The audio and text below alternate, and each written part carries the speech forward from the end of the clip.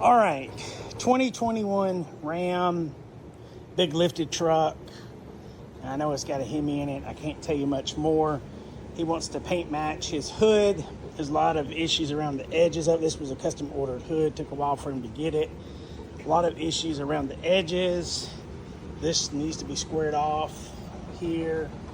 And it was on his truck when he brought it by and shown me, but I see a lot of inconsistencies with areas of it that I know we're going to have to block out.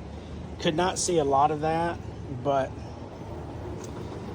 it is what it is. And my wife don't know how to drive, so she had a little hiccup right here on the hood. Sanded it down to bare metal, epoxied it, repaired this area right here, 3 coats of high build primer. I'm gonna let this set for 2 to 3 days, block it, repaint it. That is my Saturday. Jesus Christ. Yeah, not gonna be here tomorrow. Peace out.